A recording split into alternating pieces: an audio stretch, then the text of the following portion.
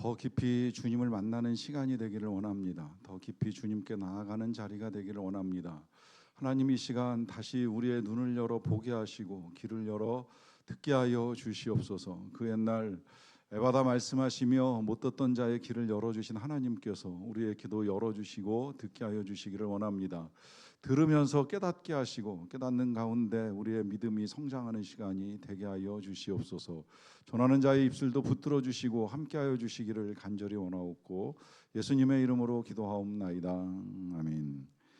이 밤에 함께 나누실 하나님 말씀은 마가복음 7장 31절부터 37절까지 말씀입니다. 마가복음 7장 31절부터 37절까지 하나님 말씀을 저와 여러분들이 한 절씩 교독하고 마지막 절을 합독하겠습니다. 예수께서 다시 두로 지방에서 나와 시돈을 지나고 데가볼리 지방을 통과하여 갈릴리 호수에 이르시매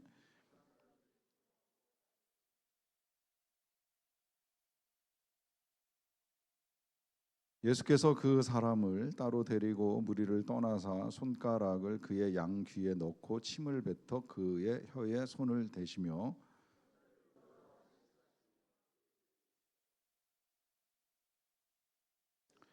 그의 귀가 열리고 혀가 맺힌 것이 곧 풀려 말이 분명하여졌더라.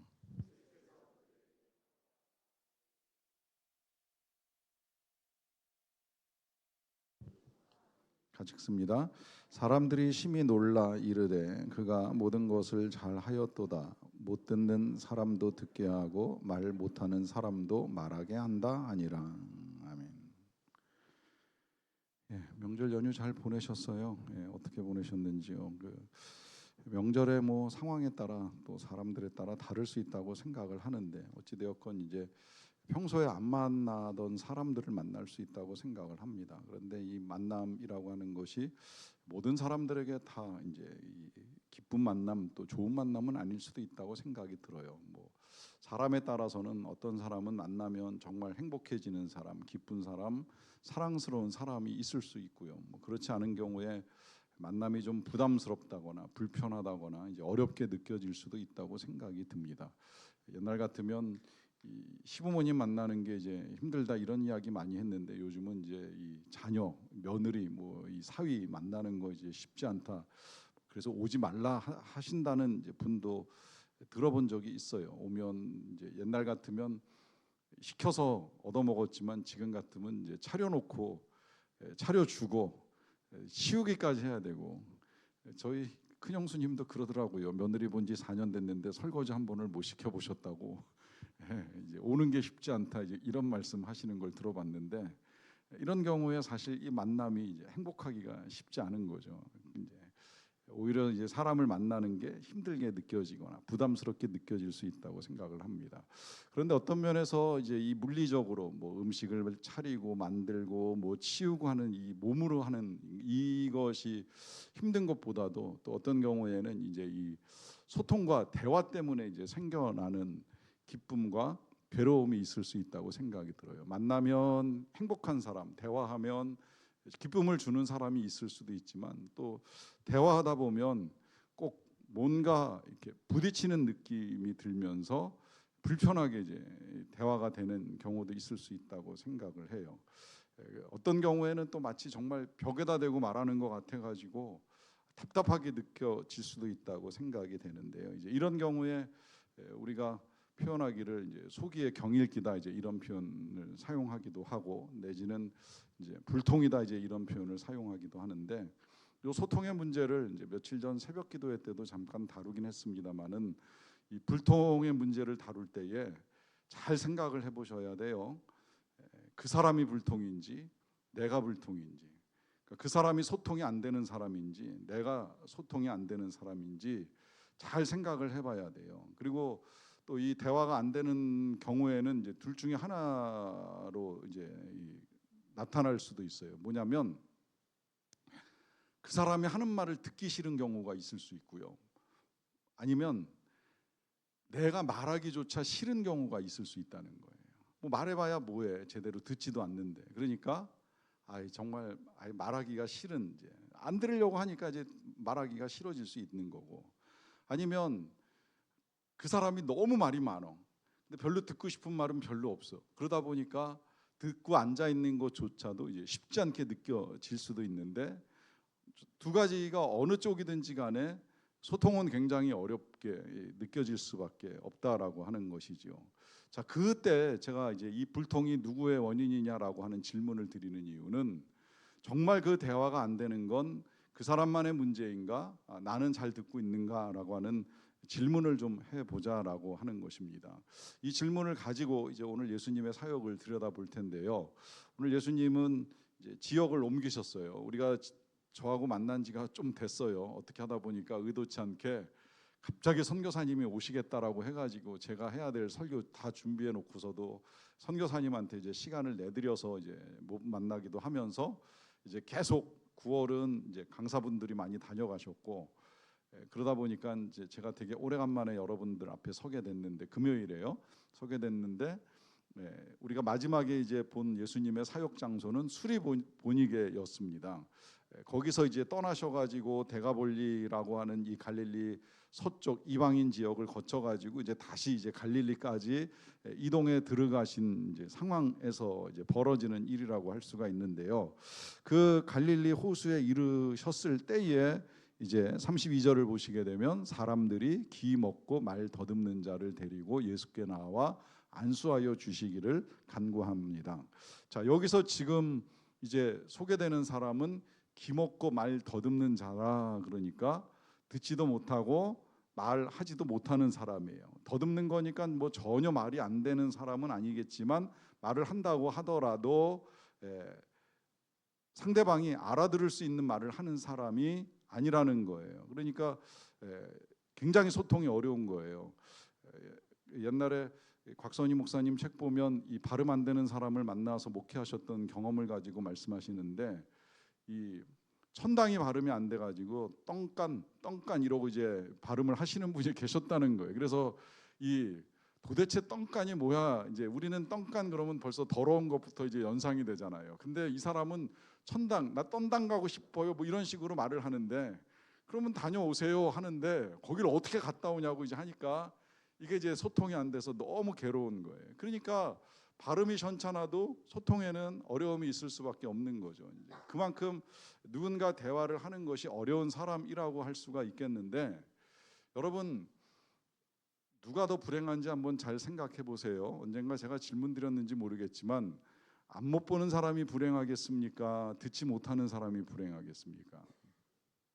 제가 지금까지 들은 걸로 이해를 하자면, 앞을 못 보는 사람보다 듣지 못하는 사람이 훨씬 더 불행하다 그래요. 저는 처음에 이해가 잘 안 됐어요. 못 보는 게 불행하지, 세상에 볼 게 얼마나 많은데, 뭐 봐야 이쁜 줄도 알고 아름다운 줄도 알고 멋있는 줄도 알고, 정말 요즘 같으면 하늘이 파란 줄도 알고 하얀 줄도 아는데, 이거 하나 못 보고 살아간다면 이거 얼마나 불행스러운 일일까라고 했는데, 아니라 그러더라고요. 못 보는 사람은 공부할 수 있다는 거예요. 그런데 듣지 못하는 사람은 배우질 못한대요.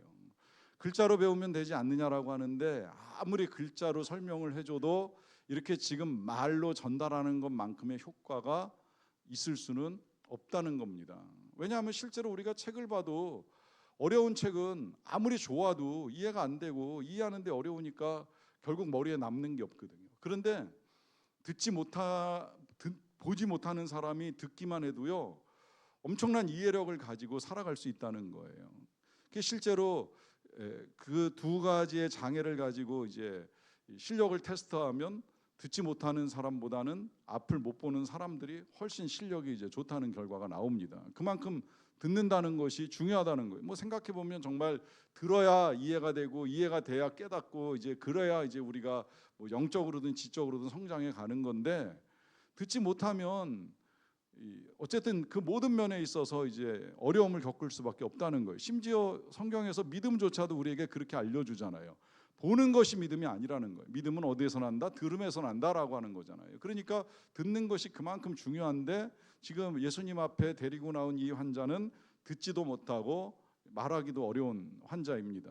저는 사실 누구보다도 이런 이제 분을 가장 잘 알고 계시는데, 저희 어머니가 거의 100% 못 들으세요. 이제 이 귀가 점점 어두워지기 시작하셔가지고, 이제 지금은 아무리 크게 소리를 지르고 악을 써도 이제 못 들으셔가지고 이제는 이제 다 문자로만 소통을 하는 거예요. 그러니까 저희 자녀들은 다 문자로 쳐서 말씀을 드리면, 이제 어머니는 사실은 뭐 연락을 할 때만 문자로 하시면 되는데 같이 앉아 있는 자리에서도 가끔 문자를 하세요. 그리고 이제 우리가 손짓 발짓으로 말씀을 드리면 우리 어머니 말씀하셔도 되거든요. 그런데 어머니도 갑자기 이제 손짓 발짓으로 이제 말씀하시는 거예요. 그러면 말하세요. 괜찮아요. 우린 들을 수 있으니까 말씀하세요. 그러는데 이 말을 못 들으시는 거예요. 그러니까 이게 소통이 얼마나 어려운지 몰라요. 그런데 갑자기 이번에 추석 때 이제 식구들 다 같이 식당에 모여가지고 저녁 먹는데 이제 모든 식구들이 모여서 이렇게 다 같이 딱 앉으니까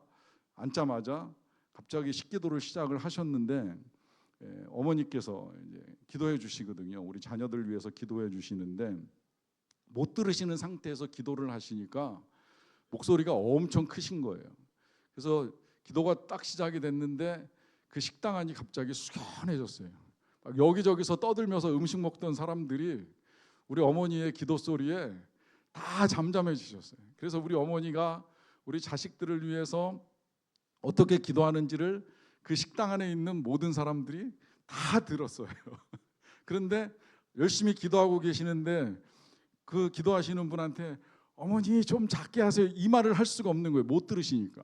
또 기도 중이시니까 그 기도하고 계시는데 혼자 눈 뜨고 작게 하시라고 말씀을 드릴 수 없으니까 그 숙연한 분위기에서 식당 안에 있는 모든 사람들이 다 함께 기도를 드리고 말았습니다. 그런데 그렇게 하지 마시라고 말씀을 드리기가 쉽지 않아요. 못 들으시니까. 이게 얼마나 괴로운 일이에요. 이게 소통이 안 되는 게 너무 괴로운 거예요. 자, 그러다 보니까 이 사람을 데리고 예수님께 나오는 사람들이 있었어요. 저는 이 사람들 보면서 참 대단하다는 생각이 든 거예요. 어떻게 설득해서 이 사람을 예수님이 있는 데까지 데리고 나왔을까 하는 생각이 드는 거예요.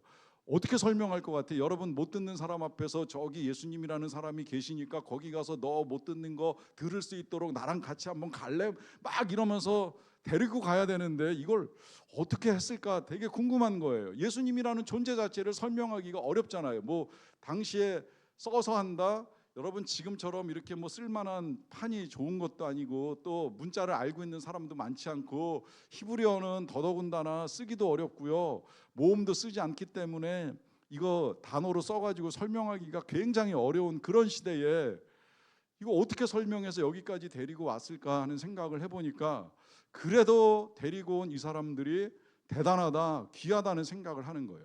왜냐하면 도와주고 싶은 거예요. 고쳐주고 싶은 거예요. 그 마음, 그 사랑, 그 열정 때문에 이 사람들이 어떻게 해서든 예수님께 데리고 왔다라고 하는 사실, 굉장히 귀한 거죠. 그리고 데리고 나와서 안수해 주기를 간구합니다. 이 안수해 주기를 간구한다는 의미는 뭐 굳이 설명 안 드려도 아시는 대로 예수님이 제발 좀 고쳐 주셨으면 좋겠다라고 하는 요청을 드리는 거예요. 이 요청도 어떻게 보면 이 사람은 그냥 뭐 멀뚱멀뚱 서 있든지 아니라면 뭐 이렇게 자기 손짓 발짓 해가면서 날 좀 살려주세요 했을지는 모르겠지만 어쨌든 이 사람 고쳐주세요, 이 사람 도와주세요라고 하는 말은 누가 하는 거예요? 그 옆에 조금 표현하자면 비장애인들이 하고 있는 거예요. 여기 이제 이 사람들의 역할이 있는 거예요. 그가 듣지 못할 때, 그가 말하지 못할 때 누군가는 대신해서 말해줘야 되고 들어야 되고 요청해야 되고 간구하는 일을 할 수밖에 없다는 거죠. 그런 사람들이 있을 때에 거기에서 이제 놀라운 역사가 시작이 된다는 사실입니다. 그래서 이제 이렇게 사람들이 요청을 하다 보니까 예수님이 반응합니다. 어떻게 반응하는지를 좀 볼게요. 예수께서 그 사람을 따로 데리고 무리를 떠나사 손가락을 그의 양귀에 넣고 침을 뱉어 그의 혀에 손을 대셨다 그래요. 자, 요 7장 33절 보면 볼수록 요 또한 참 이해하기 힘든 구절인데, 일단 사람들이 모여 있는 자리에 또 사람들이 데리고 와서 그를 데리고 온 여러 사람들이 있는 자리에서 우리 예수님이 보여준 반응은 그 사람을 따로 데리고 무리를 떠나셨어요. 자, 이게 이제 1대1로 데리고 갔다 이렇게 보면 되기는 되는데 문제는 이건 또 쉬웠을까라고 하는 생각이 드는 거예요. 왜냐하면 이런 장애인들의 특징 가운데 한 가지는 자기와 가까운 사람들을 떠나서 낯선 누군가와 1대1로 있는 상황을 대개는 불안해하거든요. 불편하거든요. 나를 데리고 다른 데로 간다라고 했을 때 왜 데려가지? 어디로 데려가지?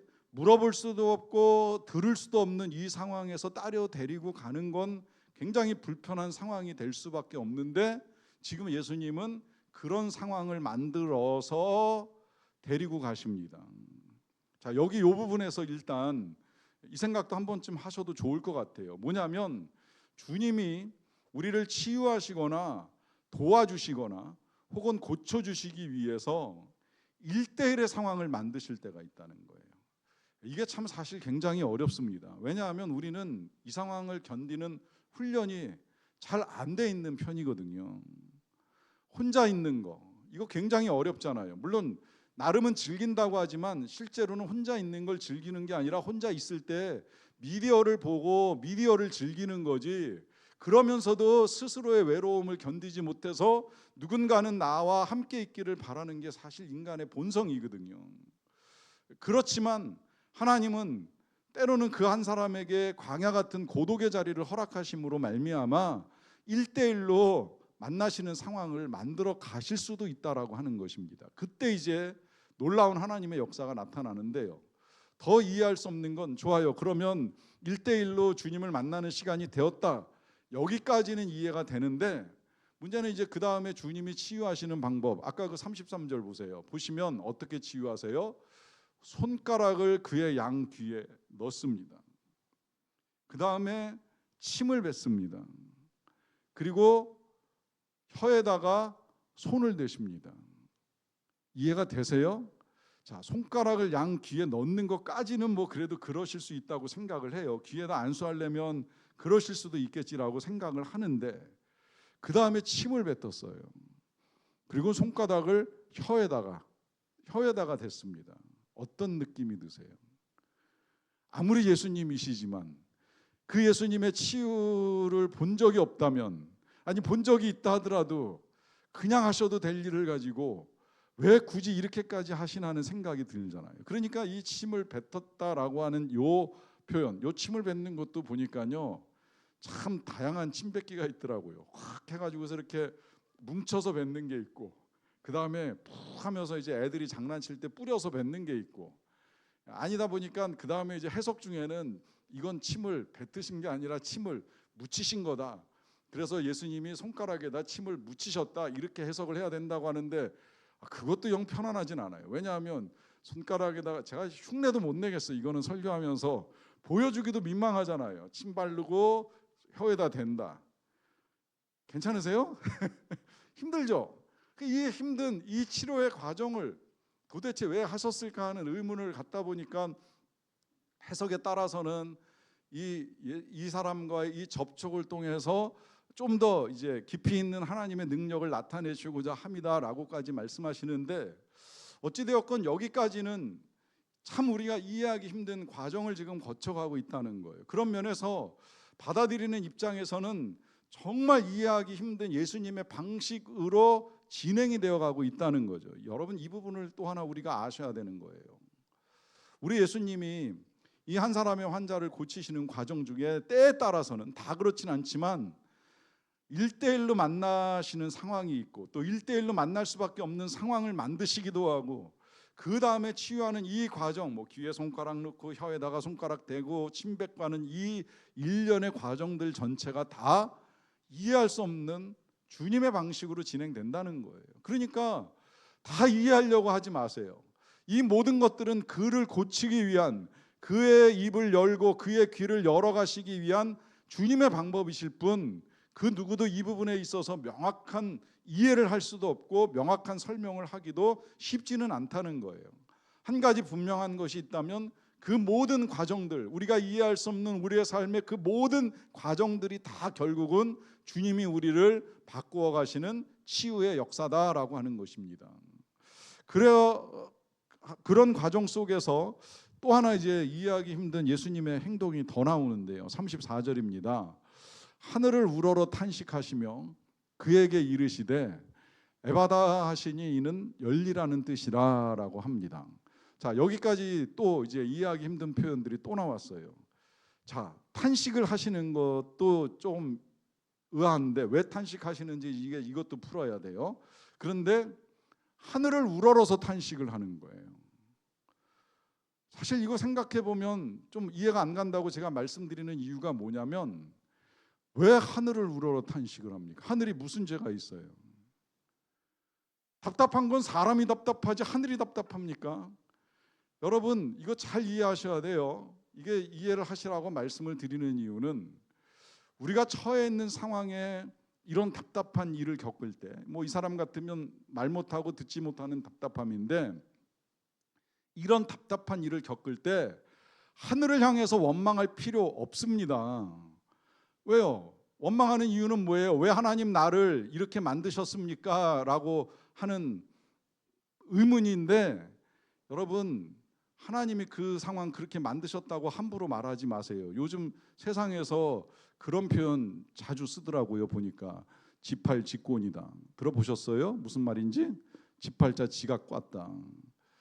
자기가 꽈놓고는 엉뚱한 사람을 원망하는 거예요. 엉뚱한 사람만 원망하다가 안 되면 그 다음에는 하나님을 원망하는 건데, 그게 지금 하늘을 우러러 탄식하는 것처럼 보이잖아요. 여러분, 그럴 필요 하나도 없고 그럴 수도 없는 거예요. 이 모든 나의 현재는 늘 말씀드리잖아요. 내가 살아온 삶의 결과라고. 잘 됐다면 은혜고, 뭔가 꼬인 것 같고 잘못된 것 같으면 그럼 내가 그렇게 살아서 겪는 일이다 생각하시면 됩니다. 뭐 그러면 이 사람 못 보고 못 듣는 것도 자기가 꽈나? 그거 아니라고 한다면 그 다음에 이제 하나님 하신 말씀 있잖아요. 이후에 하나님의 영광을 나타낼 것이다. 탓하지 마라. 누굴 원망하지도 말라. 안 못 보는 사람이 예수님을 만날 때 제자들이 했던 질문 앞에 예수님이 하신 대답 중요합니다. 오늘 본문하고도 관계가 있어요. 뭐라고 말씀하셨어요? 그 부모의 죄도 아니고 본인의 죄도 아니고 하나님의 영광을 나타내려 하심이라. 그러니까 하나님을 원망할 거 하나도 없어요. 둘 중에 하나예요. 내가 그렇게 살아왔던지, 아니라면 하나님의 영광이 나타나든지, 둘 중에 하나인 거예요. 그렇기 때문에 하늘을 우러러 탄식할 필요가 없는데, 예수님은 하늘을 우러러서 탄식을 합니다. 왜 그럴까요? 좀 구분해서 봤으면 좋겠어요. 우러르시는 건 하나님의 은혜를 구하고 하나님의 능력을 구하는 거예요. 또 더 나아가서는 이제 예수님이 하시는 이후의 모든 일들이 하나님께 영광이 드려지기를 원하시는 거예요. 그래서 하늘을 우러르시는 거고, 탄식을 하는 건 좀 다른 의미예요. 다르다고 말씀을 드리는 건, 이것도 이제 해석이 여러 가지로 날 수가 있는 건데요. 탄식을 하시는 건 너무 불쌍한 거예요. 정말 이 사람 지금까지 듣지 못하고 말하지 못하고 살아온 그 세월의 날들, 얼마나 답답했겠는가, 얼마나 외로웠겠는가, 얼마나 괴로웠겠는가. 하고 싶은 말도 많고 소통하고 싶은 것도 너무나 많았는데 말을 할 수도 없고 듣지도 못하니 보기는 봐도 외롭고 괴로울 수밖에 없는 이 인생의 불쌍함을 보시는 예수님의 그 긍휼하심이 탄식으로 터져나온 것이 아니겠는가, 이제 이렇게 해석할 수 있는 거죠. 저는 그 해석에 이제 거의 전적으로 동의를 합니다. 그 해석에 동의를 한다는 말은 또 다른 해석도 있더라고요. 이런 해석이 있어요. 뭐냐면, 이 사람 지금까지 듣지 못하고 말 못했잖아요. 그 덕분에 착하게 살 수 있었던 거예요. 근데 듣기 시작하고 말하기 시작하면 어떻게 될까요? 죄 짓기가 더 쉬워지는 거죠. 여러분, 말하는 사람이 죄 짓겠습니까? 말 안 하는 사람이 죄를 짓겠습니까? 누가 더 죄를 지을 것 같아요? 당연히 말하는 사람이 죄를 짓죠. 말 안 하면 죄 안 지을 가능성이 훨씬 더 많아져요. 이해하시죠? 이걸 굳이 제가 좀 부연해서 예수님의 말씀을 가지고 설명하자면, 예수님이 아까 말한 그 안 못 보는 사람의 눈을 열어주고 난 다음에 그 사건, 요한복음 9장 맨 마지막 결론에서 하신 말씀이 있잖아요. 네가 앞을 못 봤다면 죄가 없으려니와 앞을 본다고 하니 너의 죄가 여전히 있느니라 하고 말씀하셔요. 이해가 되세요? 앞을 안 볼 때는 죄 지을 일이 없었다는 거예요. 근데 본다고 하니 제 가운데 있다고 말씀하시는 거예요. 이거 물론 바리새인들을 향한 이야기이긴 하지만 우리도 귀담아 들어야 될 이야기지요. 못 보는 게 불행이 아니라 보는 게 죄를 만든다는 겁니다. 마찬가지로 못 듣고 못 말하는 게 죄가 아니라 말하기 시작하면 죄 지을 가능성은 훨씬 더 많아진다는 거예요. 그러니까 이제 예수님이 이 사람 데리고 와서 고쳐주기는 고쳐주겠는데 이 사람이 이제 말하기 시작하면 또 어떤 죄 가운데 살아갈까 이미 다 알고 계신 예수님이 안타까움에 이제 탄식을 하실 수도 있다는 겁니다. 그런데 그 예수님의 마음을 제가 감히 정확히 다 모르기 때문에 정말 그러셨을까? 아니라고 한다면 정말 이 사람의 아픔과 괴로움을 보시는 예수님의 긍휼이 아니었을까? 이제 저는 그 해석에 동의를 한다는 말씀을 드리면서 그렇게 예수님이 탄식을 하시면서 이제 선포하시죠. 자, 이것도 조금 어려워요. 뭐냐면 에바다라고 말씀을 하십니다. 근데 이것은 열리라라고 하는 뜻이었잖아요. 자, 이렇게 이르시는데 이제 그의 귀가 열리고 혀가 맺힌 것이 풀리기는 합니다만은 그러나 이것 또한 잘 생각을 해보면 정말 이 에바다 이 사람이 들을 수 있었을까요? 못 듣는 사람이었잖아요. 근데 그 못 듣는 사람에게 예수님이 말씀하십니다. 에바다 열리라 선포하시는 거예요. 못 듣는 사람한테 무슨 의미가 있어요? 그냥 귀 뚫어주시고 혀에 손만 대주셔도 될 일을 가지고 왜 에바다라고 선포를 하시겠습니까? 이런 비슷한 사건 최근에도 제가 언젠가 말씀드렸잖아요. 무덤 속에 있는 나사로한테 여러분 시체가 말을 들어요? 못 들어요? 송장은 말을 들을 수가 없다는 건 다 아시잖아요. 그래서 우리가 죽은 사람 눕혀놓고서 아무리 소리를 질러도 물론 뭐 마지막에 귀는 끝까지 살아있어서 5분 10분 더 듣는다 그러지만 들으면 또 뭐 할 거예요? 반응을 못 하는데 무슨 의미가 있겠어요? 그런데 나흘 지났는데 뭐 나사로가 듣겠어요? 근데 예수님은 그 나사로한테 명령을 합니다. 물론 뭐 그것도 잘못 말씀하시면 다 벌떡벌떡 일어나서 나올까봐 나사로야 너만 나오라 이제 이렇게 말씀하셨다고 해석을 하긴 합니다만은 어찌되었건 나사로가 누워있는 상태에서 무덤 속에 있는 상태에서 듣는다는 건 말이 안 되잖아요. 상식적으로 과학적으로 말이 안 되는데 거기다 대고 말씀을 하시는 거예요. 왜 그럴까요? 여러분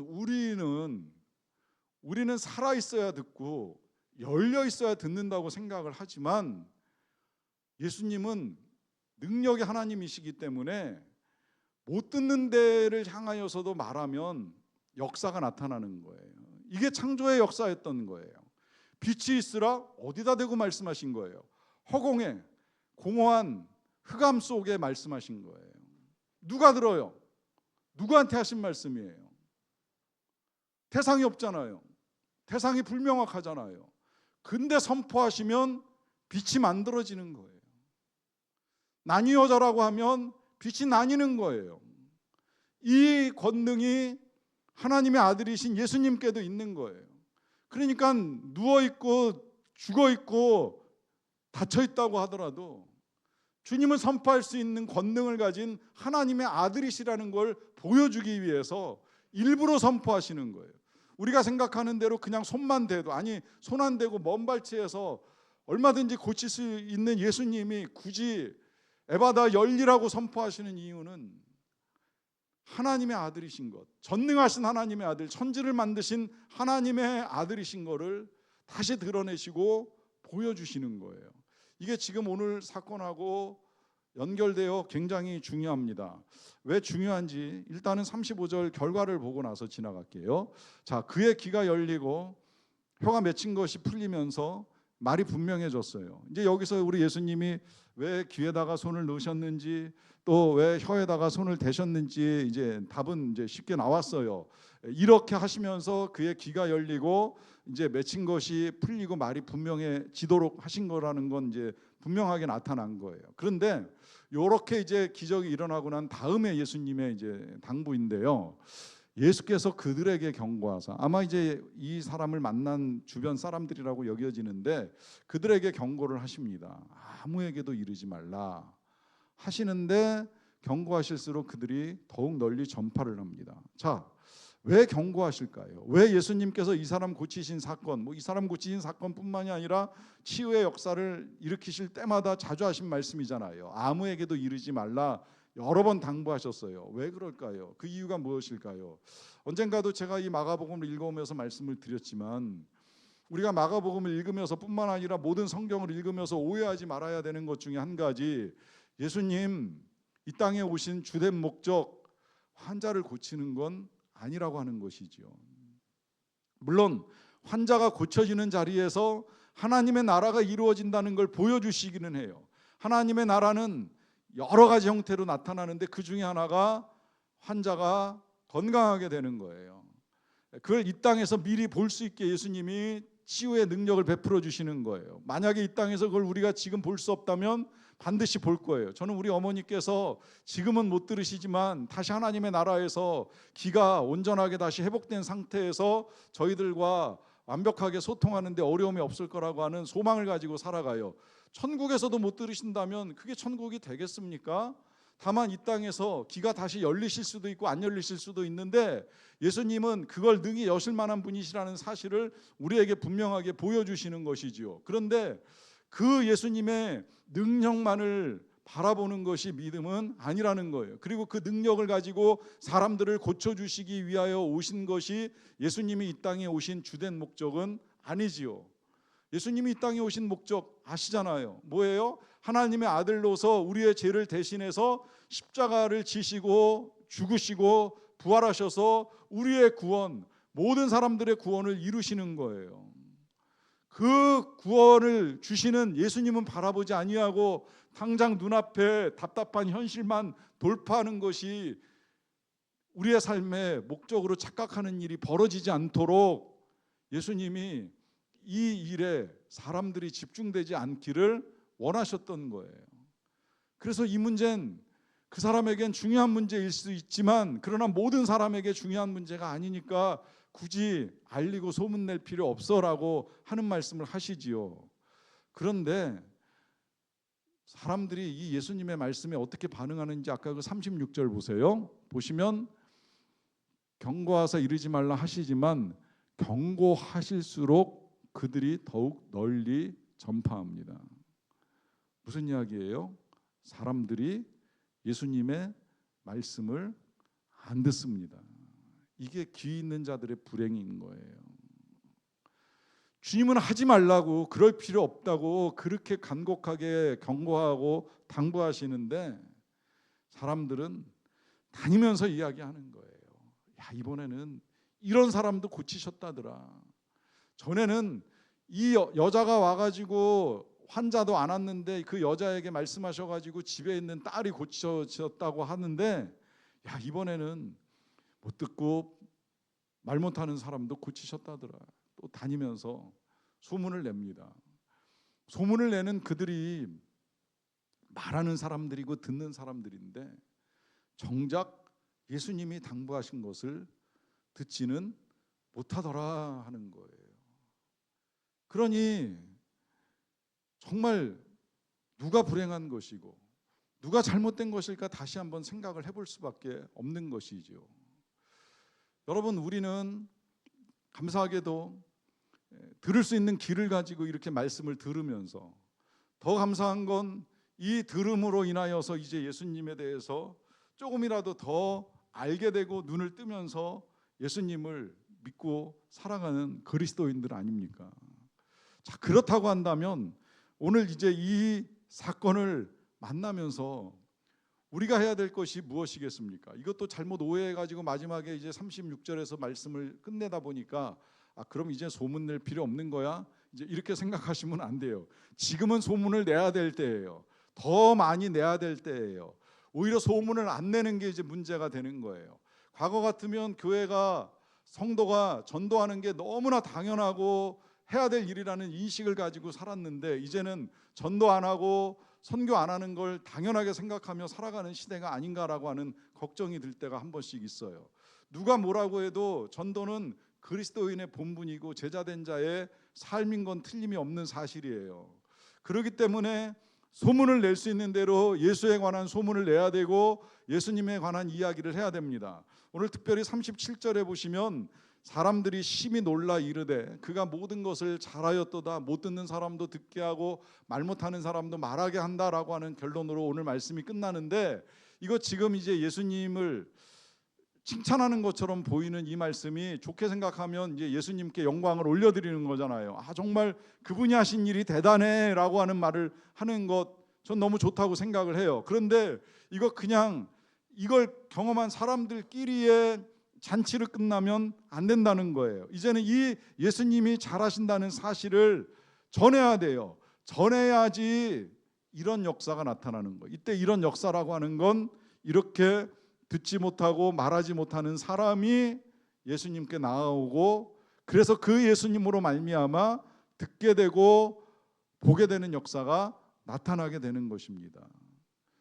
그러하기 때문에 이제 오늘 우리가 해야 될 일은 이런 사람, 듣지 못하고 말 못하는 사람을 주님께 데려가는 작업을 해야 되는 거예요. 우리가 하는 것이 아닙니다. 우리가 한다고 말씀을 드리는 것이 아니에요. 주님께서 그 사람을 열어줄 수 있도록, 주님께서 잘 하실 수 있도록 우리는 데려가는 이 사람들의 역할을 잘 감당할 수 있어야만 됩니다. 그래서 주님의 역사를 볼 수 있는 저와 여러분들이 다 되시기를 간절히 축원합니다. 기도하겠습니다. 주님 감사합니다. 오늘도 우리가 말씀 속에서 우리 예수님께서 어떤 일들을 이루어 가시는지를 볼 수 있게 해주셔서 감사드립니다. 정말 귀한 예수님, 우리의 귀도 열어서 듣게 하시고 보게 하셨사오니 이제는 우리가 주님의 이 귀한 역사를 전하고 나누는 자들이 되기를 원합니다. 그리하여서 우리의 삶에서 열어주시고 보게 하시는 하나님의 놀라운 역사들을 경험하게 하여 주시옵소서. 예수님의 이름으로 기도하옵나이다. 아멘.